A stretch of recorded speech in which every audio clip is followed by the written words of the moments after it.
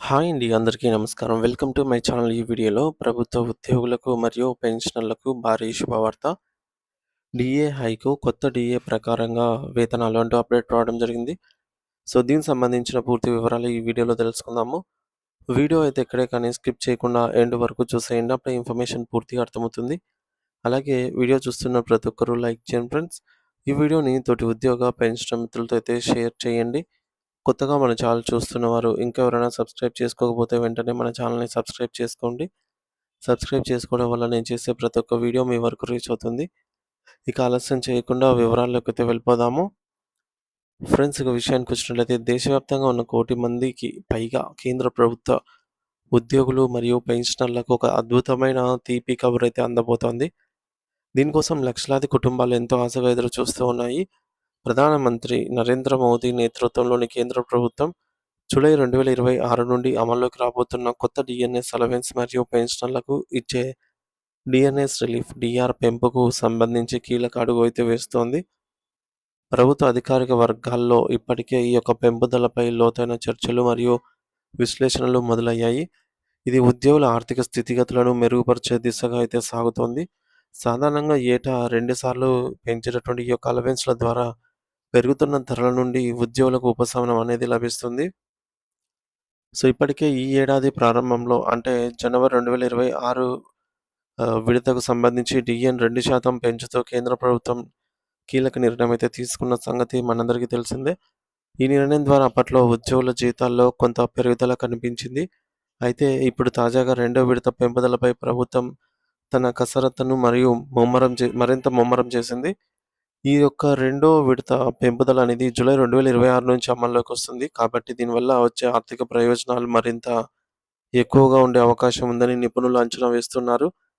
ముఖ్యంగా డీఏ మరియు డీఆర్ చెల్లింపులను ఖచ్చితంగా లెక్కించడానికి ప్రామాణికంగా భావించే కేంద్ర లేబర్ బ్యూరో తాజాగా మే 2026 నెలకు సంబంధించి all India consumer price index AICPI గణాంకాలను అధికారికంగా విడుదల చేసింది.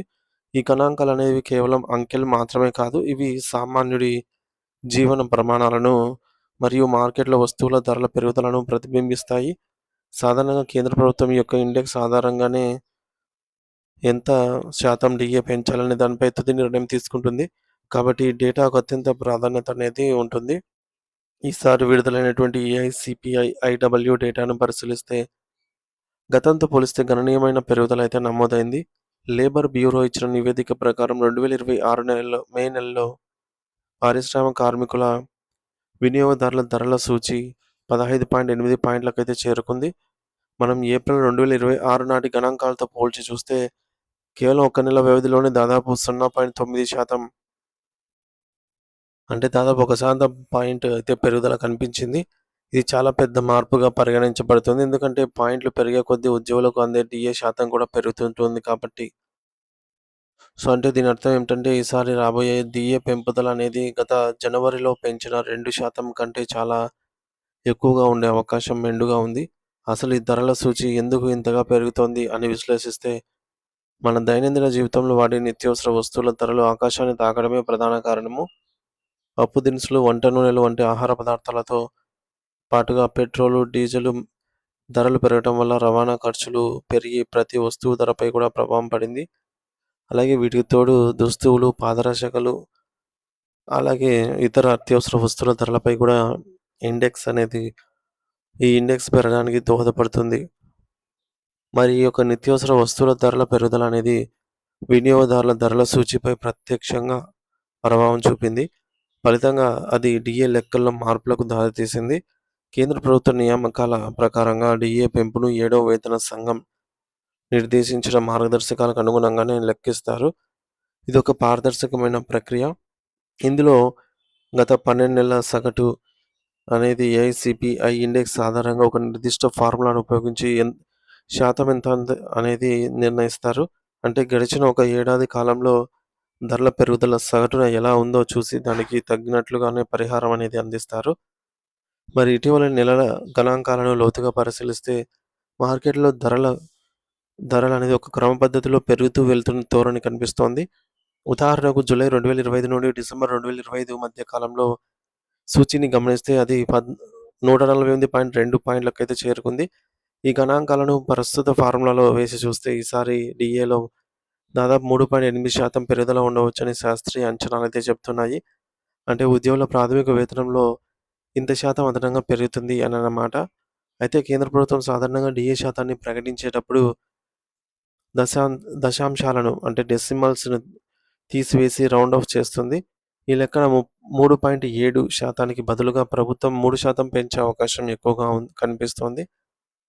అయితే ఇది కేవలం ప్రస్తుత గణాంకాల ఆధారంగా చేసిన ఒక ప్రాథమిక అంచనా మాత్రమే అని గమనించాలి. జూన్ మరియు జూలై 2026 నాటికి పూర్తి స్థాయి డేటా వచ్చిన తర్వాతే ప్రభుత్వం అధికారికంగా ఖచ్చితమైన శాతాన్ని ప్రకటించి కేబినెట్ ఆమోదం అయితే తెలుపుతుంది. సో, ఏదేమైనప్పటికీ కూడా జనవరి 2026లో జరిగిన ఈ యొక్క 2% పెంపుదలతో పోలిస్తే జూలై 2026 డీఏ ఖచ్చితంగా భారీగా పెరిగి ఉద్యోగుల జేబులకు ఊరటనిస్తుందని అయితే ఈ మేరకు నిపుణులు ధీమా వ్యక్తం చేస్తూ ఉన్నారు. సో, మొత్తానికి డీఏ పెంపుదల జరిగినట్లయితే లబ్ధిదారుల సంఖ్య దేశవ్యాప్తంగా సుమారు 48 లక్షల మంది కేంద్ర ప్రభుత్వ ఉద్యోగులకి మరియు 68 లక్షల మంది కేంద్ర ప్రభుత్వ పెన్షనర్స్‌కి ఈ ప్రయోజనం లభిస్తుంది. ఇటు కేంద్రమే అటు రాష్ట్రం గూడా కూడా పెంచాల్సి ఉంటుంది. జూలై 2026 సంబంధించి డీఏ అనమాట. సో, కేంద్రం 3% ప్రకటించినట్లయితే దీనికి తగ్గట్టుగా రాష్ట్రం వాటా అనేది 2 పాయింట్ సంథింగ్ వస్తుంది. సో, ఈ యొక్క వాటాను రాష్ట్ర ప్రభుత్వం గూడా చెల్లించాల్సి ఉంటదనమాట. దీనివల్ల కేంద్రం, ఇటు రాష్ట్ర ప్రభుత్వ ఉద్యోగ పెన్షనర్స్ ఇద్దరికీ గూడా ప్రయోజనం అనేది చేకూరుతుంది. డేటా ఎలా తీసుకుంటారు ప్రామాణికంగా అంటే, లేబర్ బ్యూరో విడుదల చేసిన ఏఐసిపిఐ ఐడబ్ల్యూ ఇండెక్స్ ఆధారంగానే ప్రతి 6 నెలలకోసారి డీఏ అనేది నిర్ధారించబడుతుంది.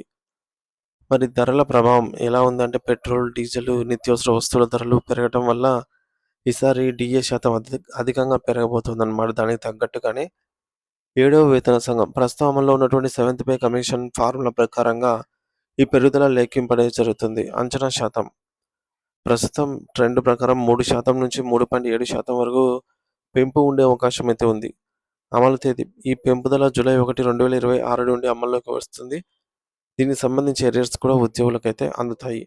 మొత్తం మీద కేంద్ర ప్రభుత్వ ఉద్యోగులకు, పెన్షనర్స్‌కి జూలై 2026 నుండి అందబోయే డీఏ మరియు డీఆర్ పెంపుదలపై సానుకూల సంకేతాలు అందుతున్నాయి. మే 2026 నాటి వినియోగదారుల ధరల సూచి ఏఐసిపిఐ గణనీయంగా పెరగడంతో ఈసారి డీఏ సుమారు 3% కంటే ఎక్కువగా పెరిగే అవకాశం అయితే ఉంది. నిత్యావసర ధరల పెరుగుదల నేపథ్యంలో ప్రభుత్వం తీసుకునే ఈ నిర్ణయం 1 కోటి మందికి పైగా ఉన్న ఉద్యోగులకు, పెన్షనర్ల కుటుంబాలకు ఆర్థికంగా పెద్ద ఊరటైతే లభించనుంది.